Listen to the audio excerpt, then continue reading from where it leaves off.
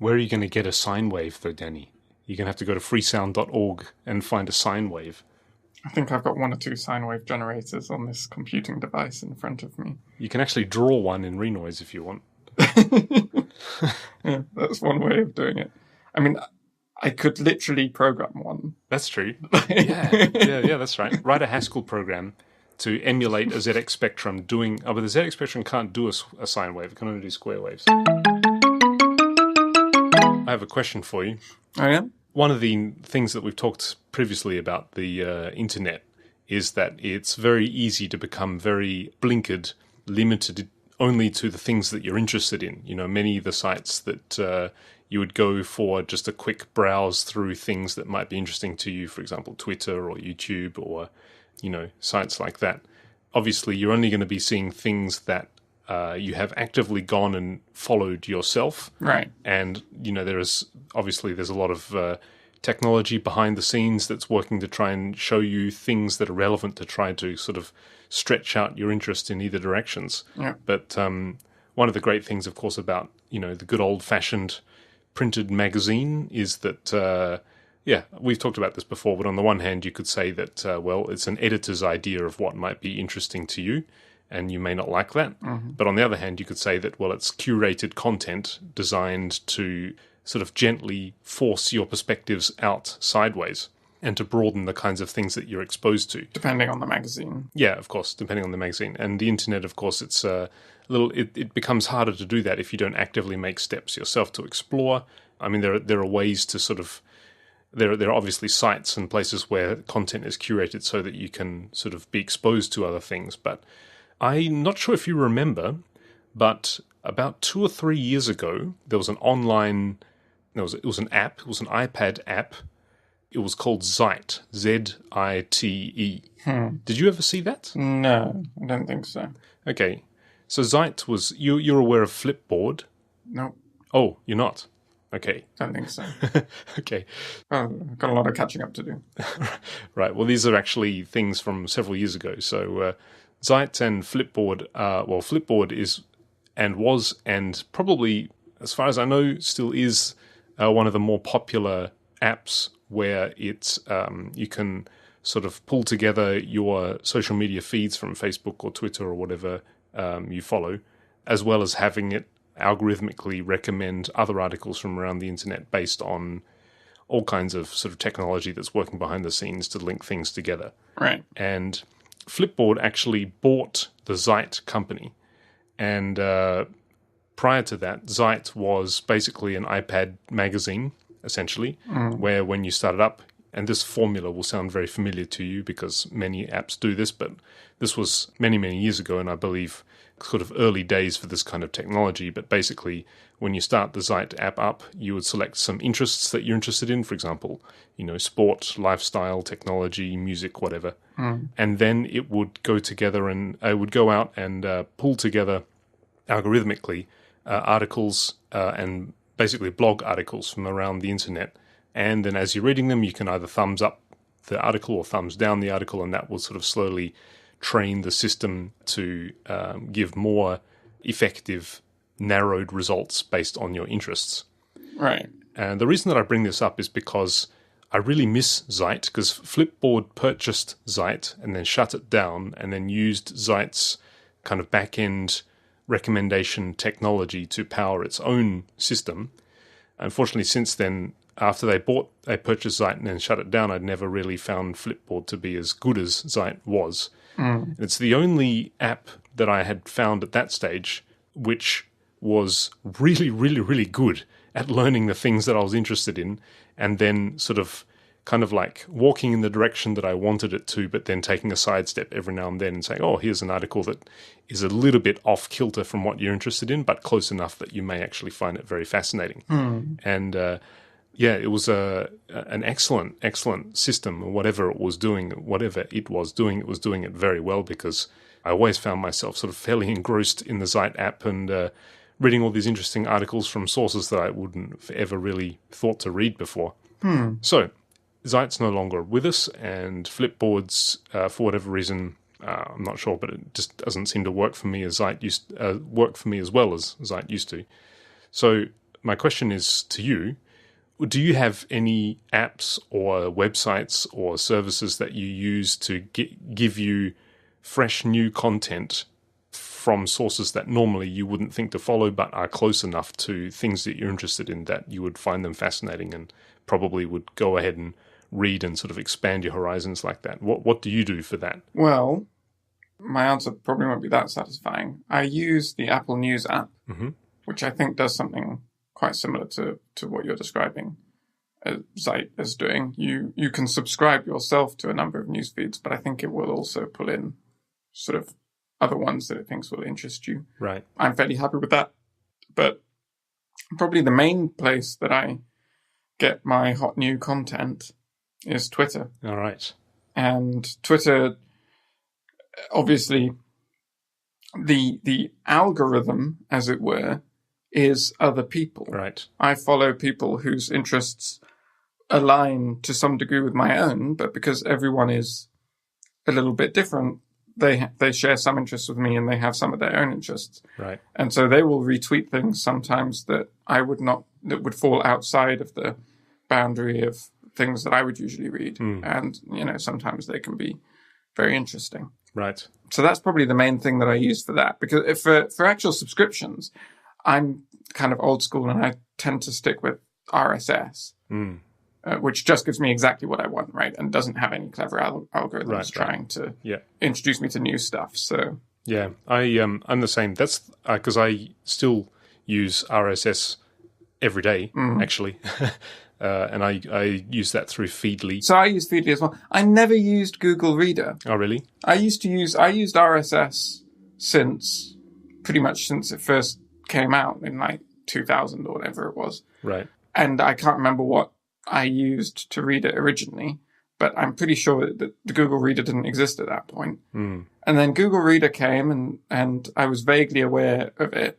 And then Google Reader shut down. Right. And there was this huge outcry on the internet and everyone was like, the world is ending. Right. RSS is dead. Yeah. And I was so sort of perplexed by this because I had never used it and I was happily continuing to use RSS in the way that I had always used it. Right. And I still do. And I mean, it's definitely, I'm not casting doubt on what they were saying because I've heard, for example, John Gruber, who makes the Daring Fireball website, he said that he lost like some large, like 30% or 50% or some outrageous percentage of his views just dropped away and never recovered after Google Reader shut down. So it was definitely a big deal.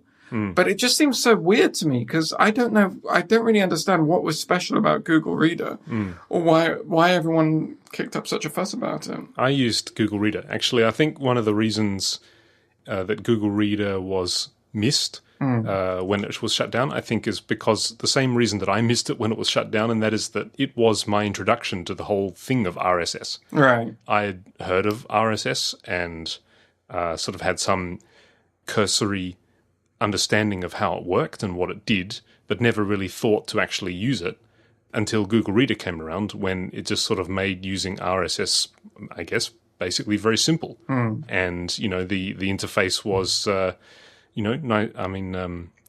fairly Spartan but functional and, allowed you to do what it was there to do, which is basically, have a look, scroll through a list of feeds and things that had come in for the day and choose a few to read or read later or read them in line or just look at them as a bunch of post titles if you wanted. And so when it shut down, actually, I went through that same kind of sort of shock that lots of other people did too. It's like, well, what am I going to do now? Right. It wasn't because I thought there were no other options out there for reading an RSS feed. It's just that I guess because it was, for me, the first introduction, the first sort of doorway into the capabilities of RSS. That's the reason why it was kind of shocking. Right. Shutdowns. Yeah, maybe that was it. Probably more shocking than the reality of, a post-Google Reader world. What are we going to do now? More than that was actually the thought that Google would think that it wasn't useful enough to maintain.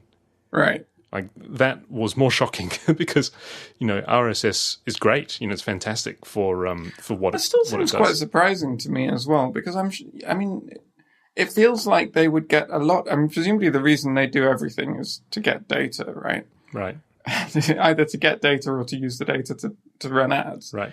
And it feels like they would have the opportunity to do both quite effectively with Google Reader, because they would get a lot of information as to the sort of aggregate of who's reading which content and where those sort of interests cross over and things like that. Yeah. And they would also be able to put their ads on every page. So it feels like they would get a lot of the advantages that they're getting from the AMP thing they're doing now. Right. But anyway, I guess I'm not them, so what do I know? Yeah, but I think just the fact that they thought that it should be shut down, and I think that was more shocking and kind of scary for people. Right. More so than, what are we going to do now? There's nothing else. I get the feeling that was like a real wake-up call for people, that these online services, unlike software as it had essentially existed until that point, which is you bought it and ran it on your computer, increasingly services are moving into the browser and as centrally managed cloud services. And you're sort of at the whim of the people running the service, who may decide to shut it down or to sell it, or the company itself may fold. So, I think that was, for many people, that was probably the first time they were struck by the realization that this was a possibility and will continue to be for the vast majority of software that people run now. Right. It could disappear at any time. Right. Yeah. One of the things, I think if I recall correctly, Zeit didn't actually allow you to subscribe to anything.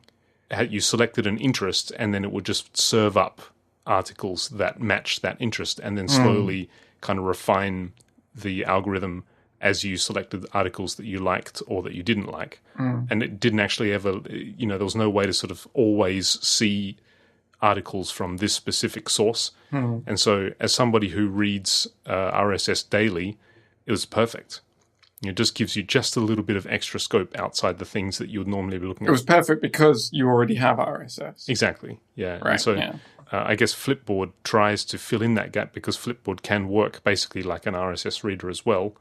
But anyway, no, interesting. I was just wondering, Twitter is great. And as we've talked about many, many times, it's, definitely my favorite of all of the social media platforms out there. But sort of algorithmic curation of things outside your interests and, your friends recommending things by retweeting, that will be a slight stretch of your interest.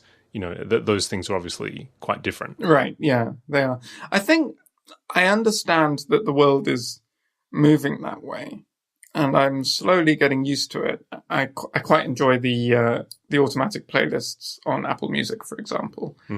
But I always feel like I want a bit more control with a lot of those services. Like, it probably it takes a while to train them or whatever, but I feel like I want to choose these other things that I want to read. Right.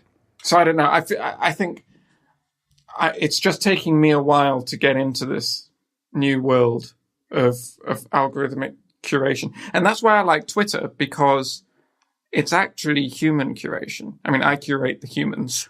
Right. But then they post things that are interesting to them. And for me, that works better, I think. I mean, I guess there's no reason to say that AI couldn't essentially exactly replicate that experience eventually. But I don't know. Yeah. I like the human nature of it. I like the fact that when I see something I like on Twitter, I don't sort of tap a heart, which informs an algorithm a bit more. Right. I tap a heart which the other person on the other end sees and thinks to themselves, oh, Dani was interested in that. I like that human connection. That feels sort of very nice to me. And I don't feel the same sort of emotional attachment, obviously, to an algorithm. Interesting. In other news, I made an interesting realization a few days ago. This is completely unrelated to technology, but I wanted to get your views on this interesting realization that I had in the middle of playing a song with this band that I'm in at the moment. So we have our big performance coming up on actually the very day that this podcast episode is going to be going out. Actually, probably right about the time that this podcast goes out, I'll actually be on stage with 250 other singers. Very exciting. If anybody listening is at that performance... Yeah. Hold up your phone and take a photo. Right.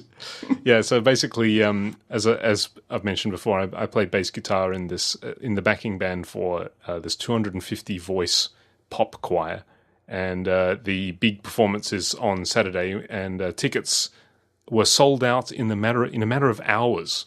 So we have about 1,000 people coming to listen, which is fantastic. Great. It's by far going to be the biggest scale performance that I've ever done, because in the bands that I've played in previously, it's only sort of been, small pubs or parties or small events or things like that, and never something on this scale. So it's going to be pretty incredible.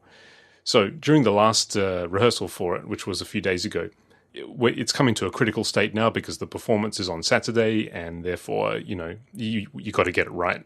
you got to be showing everybody that you've done your homework and you've done your practice, and that you're reliable and you can get this right. And it's interesting, the pressure, the kind of games that your mind will play in situations where you are kind of relying mostly on muscle memory. Your mind will play interesting tricks on you when you are thinking too much about that muscle memory. And this happened to me. I didn't fluff up. I didn't make any mistakes during the rehearsal, which is great. However, I found myself questioning what I was doing. Like I see on the charts in front of me that there's a C sharp coming. Right. and I know where a C sharp is on the fretboard of my bass. Yes. In fact, I know where all the C sharps are on the fretboard of my bass. And yet there was like a moment when my finger just sort of froze, and I thought, hold on, C sharp, what does that mean?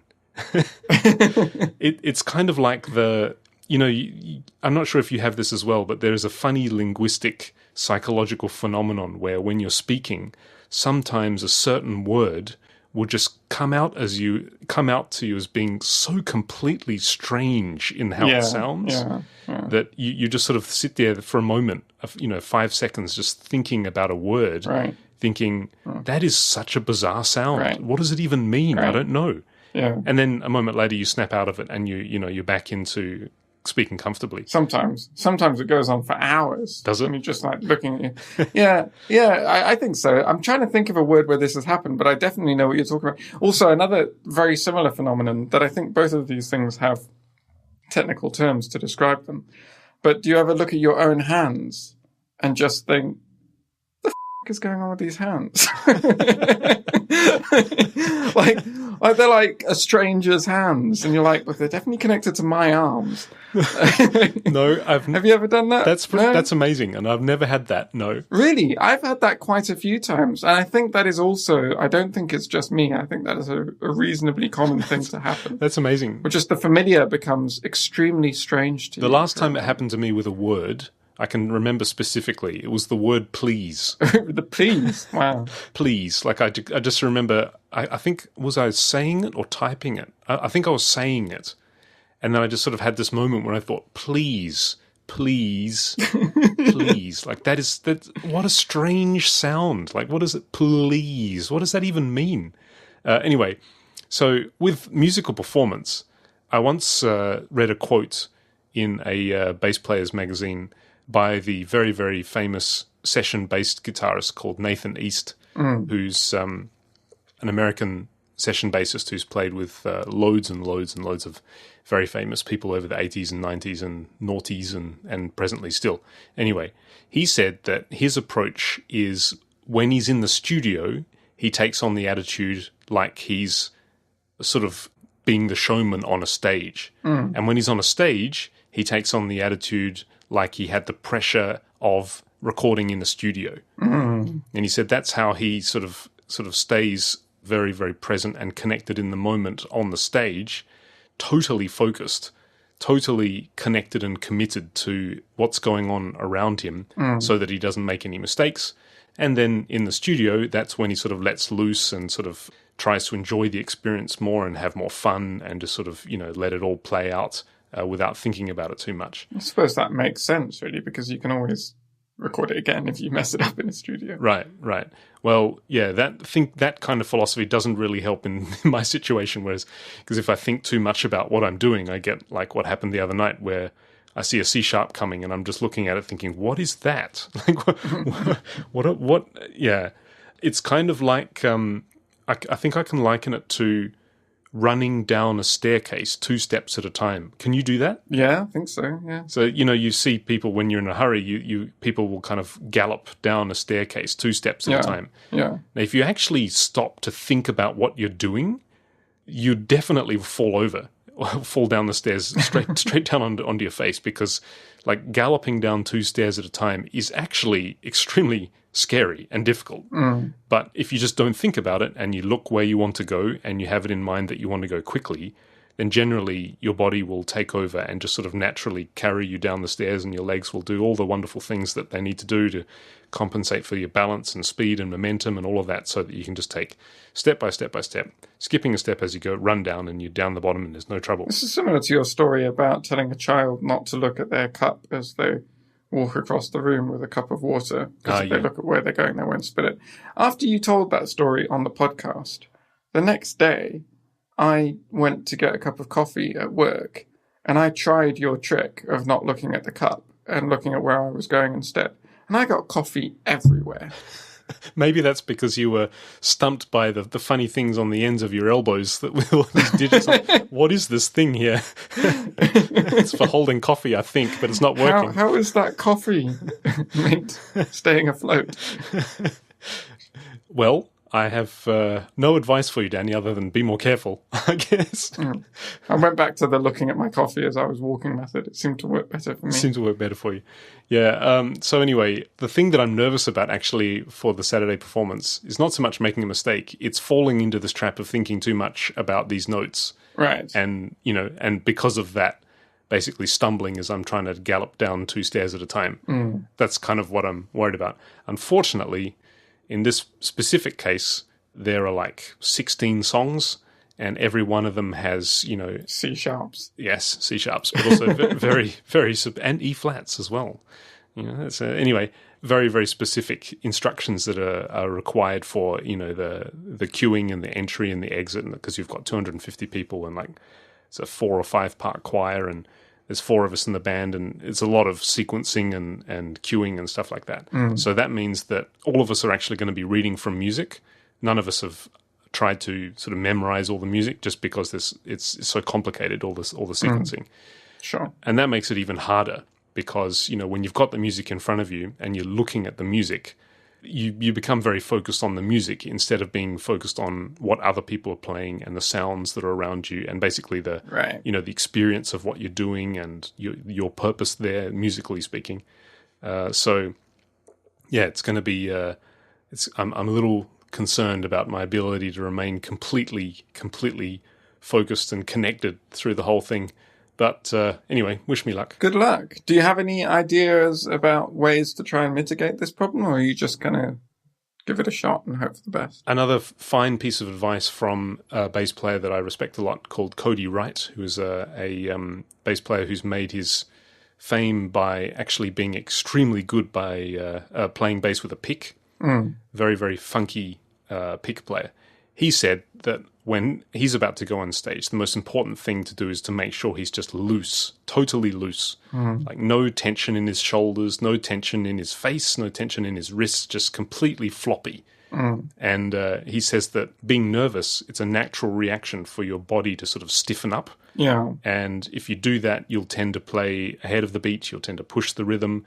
It won't sort of lock in so easily, because you'll be sort of feeling like you're rushing or kind of feeling like you're stumbling forward, whereas, for a bass player, often it's helpful to be slightly behind the beat and slightly, pulling things back instead of pushing things forward. I guess it depends on the kind of music you're playing. But so his advice is just to completely loosen up and just concentrate on feeling loose and feeling free of any kind of tension or stiffness in your body. Right. I think that's really, really fantastic advice, because you definitely just sort of subconsciously, you'll tense up when you're nervous, or you'll be breathing short breaths instead of normal, regular deep breaths. Yeah.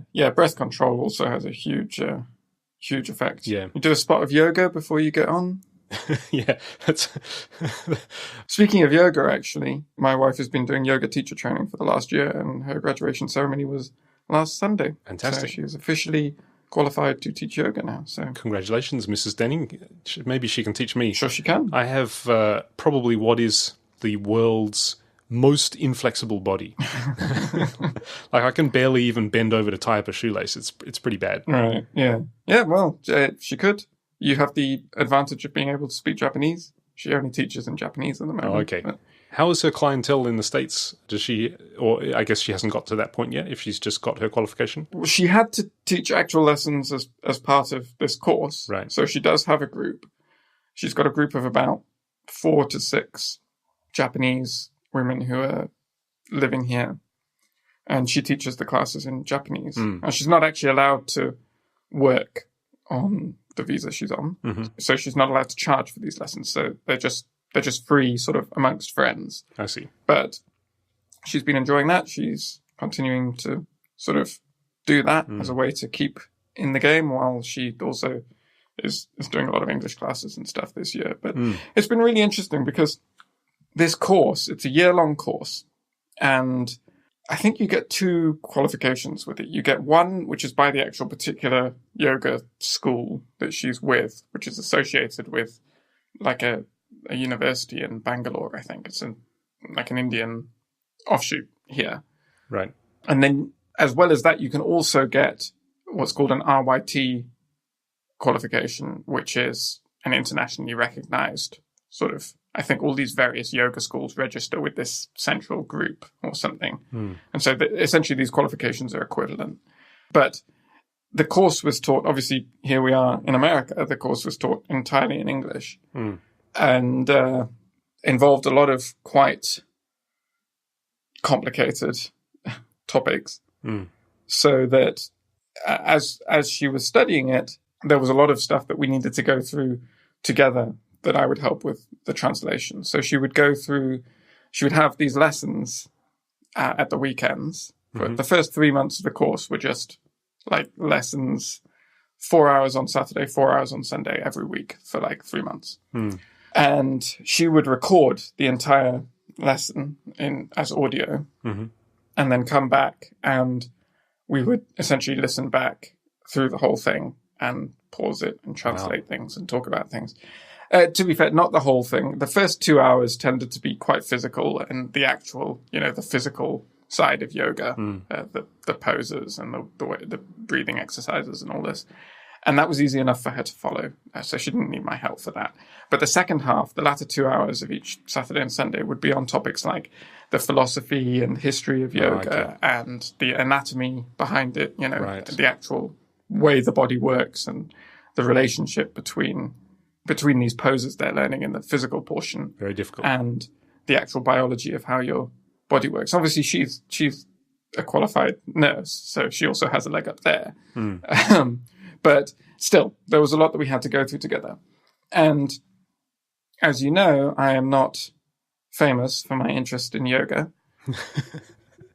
But I am interested in philosophy and obviously the Greek philosophers and others besides. Right.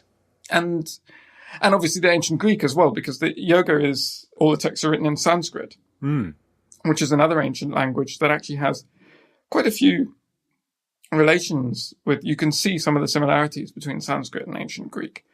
So that was all very interesting. So we got to have lots of very interesting conversations, and it's been interesting for me recently. I've been reading Marcus Aurelius's Meditations, and there's a lot of ideas in there that really sort of I can recognize from the things that my wife was studying from Patanjali's yoga scripts.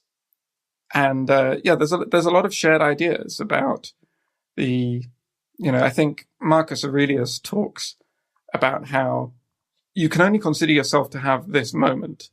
So that if you die at 20 or if you die at 100, you haven't lost anything more by dying earlier because you never had the future in the first place. And you don't have the past either. You only have the present moment. That's in your actual possession, which is a really interesting idea. That is interesting. In its own right. And also, there was a lot of parallels I felt with a lot of the stuff she was studying in yoga. So it's actually been a very, I won't pretend I wasn't a little reluctant. Right. to go into yoga in that much detail. But it's been a really interesting course and an interesting year. Can we just, sorry to interject, but can we just wind back a little bit there? Yeah. I'm a little bit confused by that philosophy. So you only have this moment. Is the definition there of moment on a sort of a very, very large macro scale of history? Your life is only a tiny speck of that. So therefore, whether you live 20 years or 100 years, your moment is 20 years long or it's 100 years long, and that's all you have. No, it isn't representing your entire life as a single moment. That's not what it means.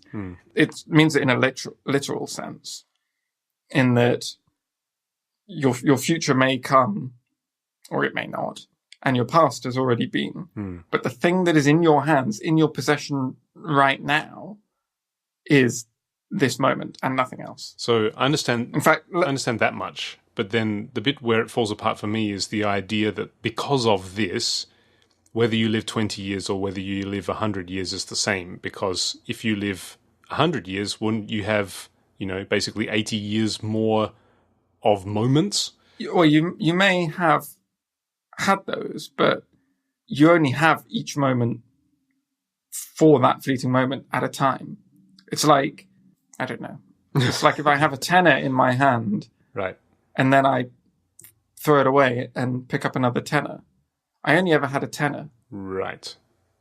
Let me read the extract. Okay, this is from the Haynes translation. Okay. It says, even if thy life is to last 3,000 years, or for the matter of that 30,000, yet bear in mind that no one ever parts with any other life than the one he is now living, nor lives any other than that which he now parts with. The longest life, then, and the shortest, amount to the same.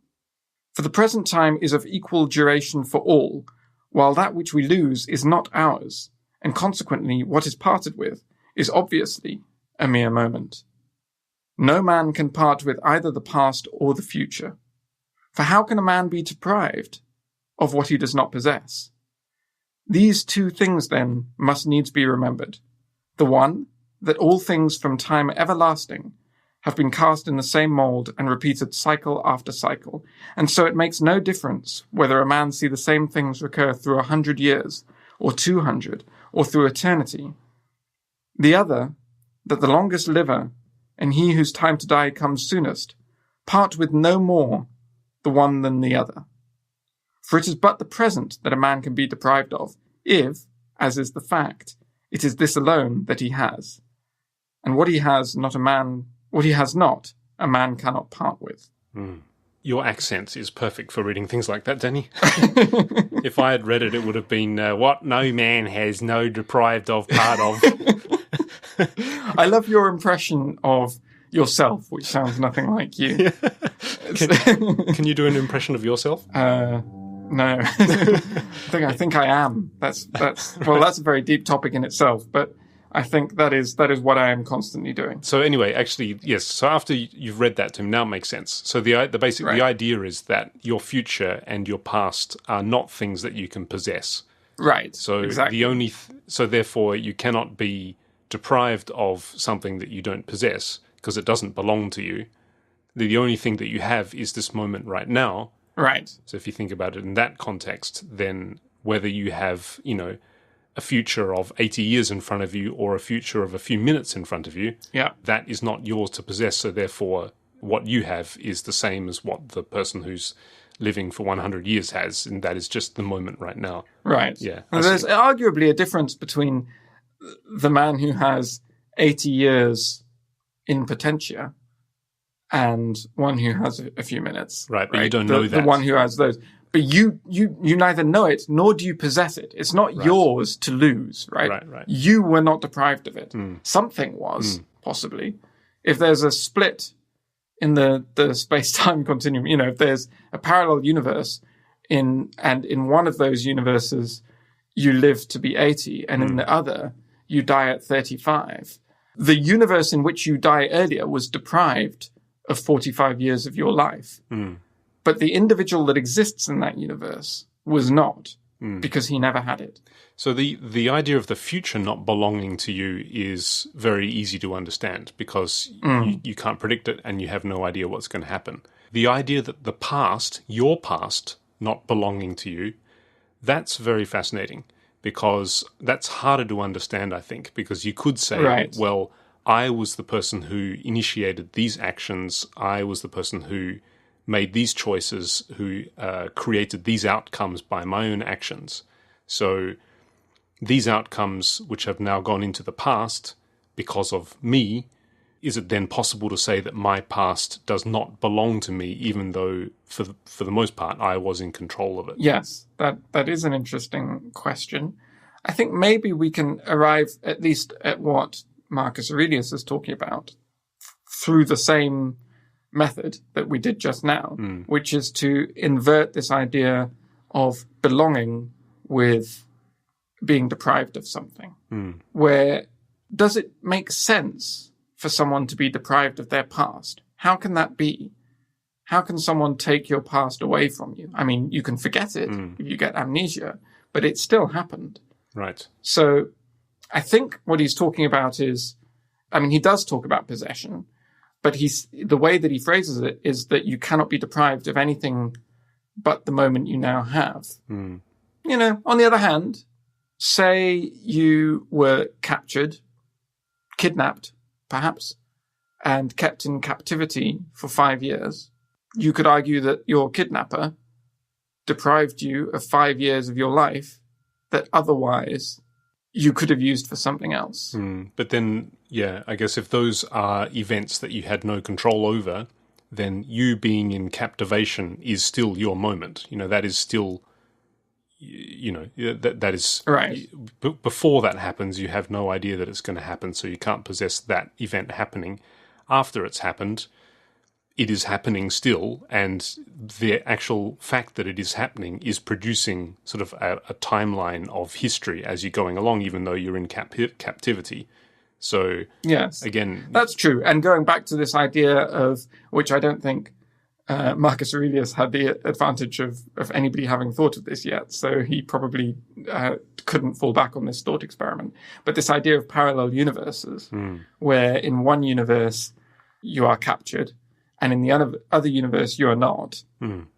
Again, in a sense, you could say that in the universe in which you are captured, each individual instant, there is an alternate instant in the parallel universe where you weren't captured. Right. That you could have had you not been captured. And so there is an argument to say, well, the kidnapper deprived you of that potential moment, but they can only deprive you of the potential. Right. Because you never had that actual moment. Exactly. It's all very interesting. Where does the idea of parallel universes come from? I'm not sure where it first originates. People often talk about it in a sort of science fiction capacity and with reference to Einstein. But I'm sure the idea must have existed before that. I want to say there was some sort of science fiction in the mid-19th century that explored, at the very least, time travel. Right. And the parallel universe idea often comes along with time travel, because the moment you think about the idea that something could change a thing that has already happened in the past, then it seems like a kind of inevitable conclusion that there must be a splintering of potential universes or possibilities. Right. But yeah, I'm not sure what the origin is. Because using Marcus Aurelius's framework, you know, the from that standpoint, the idea of parallel universes is kind of amazingly fantastical, really.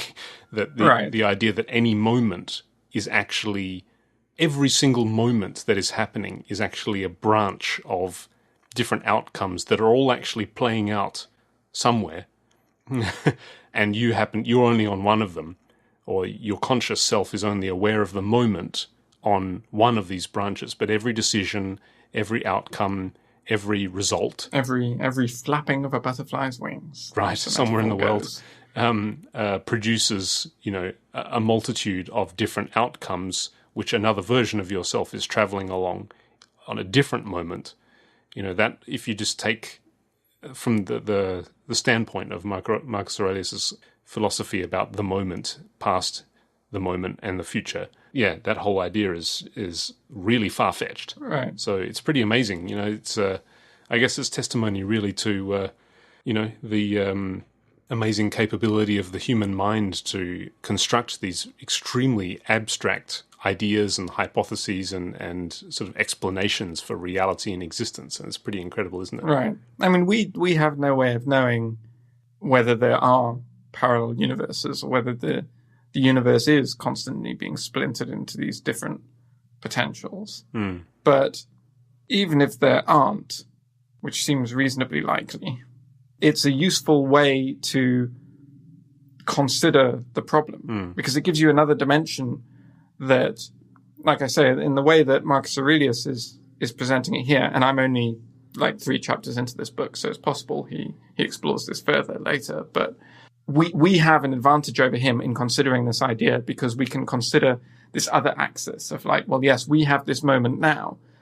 And in a sense, this moment is all that exists in a concrete sense, because all the moments in the future have the potential to exist, but don't exist necessarily. And the vast majority of them won't. In fact, there are an infinite number of potential futures that don't happen.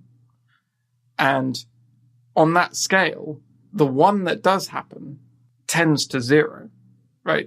In a sense. What do you mean by that? Well, in that if you take the probability of a thing happening, it is the chance of it happening, like say, rolling a dice. Right. The probability that you're going to get a 1 is 1 over 6, right? Yeah. 1 out of 6 times it will happen. Well, if the die had an infinite number of sides, the probability of getting any single number would be 0. And yet, that's what actually happens. You've lost me now. Because anything divided by infinity... I'm not sure... I may be going way too far into the weeds here. I mean, I don't know if dividing by infinity is undefined in the same way that dividing by 0 is. But that's why I said tends to 0 in the original construction, right? If you take 1 over 6, right, the chance you'll get a 1 on a 6-sided die. Right. That has a certain probability. You roll it 6 times, and on average, probably 1 of those times it will happen once, right? Right. We all play D&D here. There are D12s. A D12 has twice the number of sides as a D6. Right. So now you have to roll it 12 times to get a 1 on average. Right. Right? The probability has halved. It is smaller than it was before. Right. Now, say you have a 24-sided die, or a D20, which we do actually have. The probability gets smaller again, right? Right. The bigger the number of sides on the die, the smaller the probability gets. I see. And so if you imagine, as you increase that, Right. as you increase it towards infinity, the probability gets progressively closer to 0. Right. Never quite reaches 0. But it becomes essentially equivalent to 0. Right. And if we have an infinite number of possible futures, then the probability that it lands on any one of them tends to 0. I see what you mean. But when it has landed on it, then it's 1 because it's already happened. Right. Yeah, I see what you mean now. To be honest, the whole concept of, as a little bit of context here, I really, really, really suck at mathematics. Like, really, really bad. Always have had a strong weakness in mathematics. Strong weakness. The strong weakness. Strong weakness. That's like a short, tall person, isn't it? Right. I've always had an extreme weakness in mathematics, but the idea of infinity has always kind of stumped me. It's always confused me. You're in good company there, Okay. because it has stumped most people throughout history, and it continues to be very difficult for people to comprehend. Right. Yeah. Zero is kind of like the borderline of sort of abstract mathematical concept that I can understand, because 0 is nothing. but infinity is kind of like everything and nothing all at the same time. And it's sort of, very, very amazing stuff. Yeah. You're good at maths, aren't you? No, I wouldn't say I'm that good at it. And I think anybody who listened to my fumbled explanation of probabilities amongst infinity will probably agree. But here's another interesting idea then from quantum theory, which I also know nothing about. Yeah. This notion we were talking about earlier of parallel universes and the potential that with each potential difference in what happens, whether it's a different decision or just one molecule sliding one way or the other over time, can split apart into a different potential universe and a different sequence of events. We talked about it with the idea that you have this sort of almost singularity, this moment that we are currently experiencing. And then in front of us, you imagine this kind of tree branching out, being all the potential futures. And behind us, you can also almost imagine that we are one of a number of branches going into some common root, right? With this tree that expands wider and wider over time. But there's another sort of interesting idea, which maybe plays into the idea of when we're talking about parallel universes. There's a number of experiments with photons. There's one called the split, I can't remember. It's called the double slit experiment. Right. Where you fire a photon through this slit, and depending on some quantum effect, it will either end up one way or the other. And through a certain sort of very specific measurement you can take of it, it actually ends up in both places at once. Right. I think that's the idea of this experiment. Again, I'm explaining this very badly, but that is this notion of, at the quantum level, things appearing in multiple places at once, but then resolving to having always been in one of them is a common idea, right? And again, I don't claim to have fully got my head around this notion either. But consider that all these potential parallel universes we're talking about, they don't exist in this tree we're imagining ahead of us, branching out from the current moment. But they actually exist currently alongside us in parallel for this moment. And then they resolve to the one that we actually experience. Right. How's that for an idea? Right. I'm actually drooling right now. my brain is shut down, I think. So this is going to be very helpful for me on Saturday when I'm in the middle of the performance and I'm trying to sort of distract myself from thinking too much about the notes. I will recall this conversation, and the drool shall dribble forth. Yeah, I'm gonna have to take a little time to unpack that, I think, Dani. Yeah. Also, I should mention, I've forgotten the name of it, so I'll have to look it up afterwards and put it in the show notes. There is a film that I watched, which reminds me of a lot of these ideas. It's actually a little bit different, but this kind of notion of parallel universes and stuff plays into it. Do you know the name of the movie? I am trying to... Yes. It is called Mr. Nobody. Okay. Yeah, so I've found the Wikipedia page now. It tells the story of Nemo Nobody, a 118-year-old man who is the last mortal on Earth after the human race has achieved quasi-immortality. So that's kind of the initial idea, but I think from that description, you would not guess the kind of movie that it actually is, because it's a very interesting movie. I enjoyed it. So I'll stick a link in the show notes about that, and yes, recommend it. Anyway, wow, we went long and deep there.